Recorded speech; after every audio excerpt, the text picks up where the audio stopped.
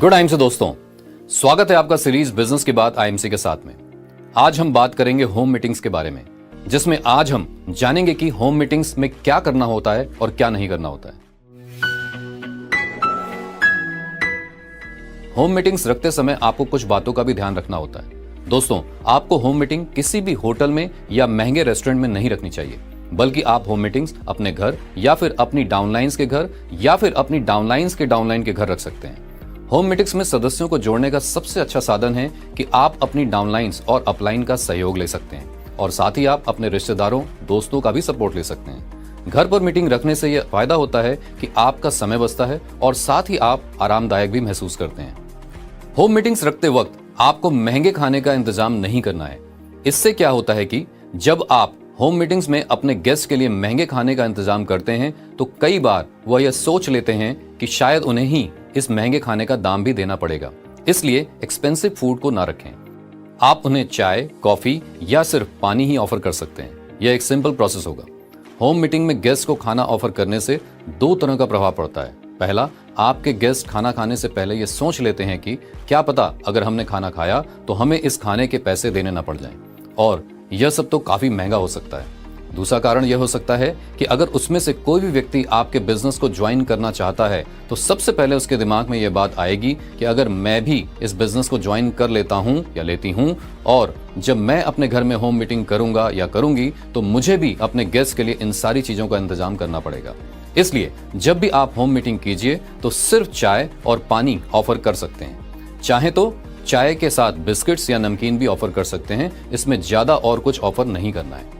यहाँ पर आपको इन सब बातों का भी ध्यान रखना है कि जब आपकी मीटिंग समाप्त हो जाए तो होम मीटिंग समाप्त होने के बाद ही आपको चाय या पानी ऑफर करना है। मीटिंग के बीच में कुछ भी ऑफर नहीं करना है, क्योंकि यह माहौल को डिस्टर्ब कर देता है। जब आप होम मीटिंग करते हैं तो जैसे ही सारे गेस्ट आ जाते हैं तो आप इस मीटिंग को ऑफिशियली शुरू कर सकते हैं, यानी कि आप अपने अपलाइन से उन लोगों का परिचय करवाइए और आप अपने गेस्ट से ये बोलिए कि मैंने यह एक बहुत ही बढ़िया बिजनेस शुरू किया है और इसलिए मुझे लगा कि इस बिजनेस के बारे में ज्यादा से ज्यादा लोगों से बताया जाना चाहिए।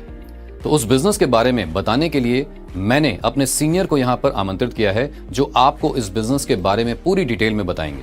और आप अपने गेस्ट से यह बात जरूर बोलिए कि यह मेरे जो सीनियर हैं इनका समय बहुत ही कीमती है, मैं बहुत ही रिक्वेस्ट करने के बाद उनको अपनी होम मीटिंग में आमंत्रित कर पाया हूं। तो आप लोगों से मेरा एक ही निवेदन है कि आप लोग ध्यान से इनकी बातों को सुनें और इस बिजनेस के बारे में समझें।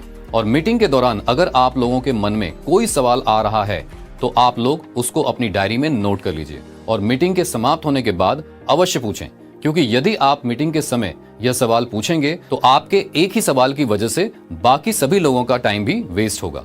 आप अपने गेस्ट को यह समझा सकते हैं कि यह जो नेटवर्क मार्केटिंग बिजनेस है यह बिजनेस टीम के आधार पर ही चलता है। यह बिजनेस इंडिविजुअलिटी पर काम नहीं करता है। इस बिजनेस में एक बहुत ही बेहतरीन लीडर के जैसे काम करना है और आप एकदम से यह बिल्कुल भी मत सोचिए कि मैं बहुत ही अच्छा लीडर बन गया हूं। आप होम मीटिंग के दौरान अपनी कंपनी के अपने सिस्टम के अनुसार ही चलिए। आप कंपनी के सिस्टम को फॉलो कीजिए।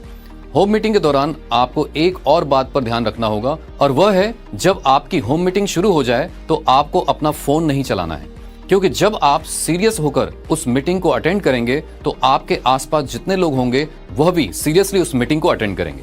और मीटिंग समाप्त होने के बाद आपको अपने अपलाइन से यह बात करनी है कि इसमें से जो भी व्यक्ति इस बिजनेस को शुरू कर देता है उस व्यक्ति के लिए जब होम मीटिंग होगी तो उस होम मीटिंग को कौन करेगा, आप करेंगे या फिर मैं करूंगा। तो आपकी अपलाइन यही बताएगी कि आपकी होम मीटिंग में मैं था और जब यह लोग मीटिंग करेंगे तो आपको जाना पड़ेगा। इसीलिए आपको अपनी होम मीटिंग में बताई गई बातों को बहुत ही ध्यान से सुनना है, क्योंकि अगले मीटिंग में आपको ही लोगों को बताना पड़ेगा।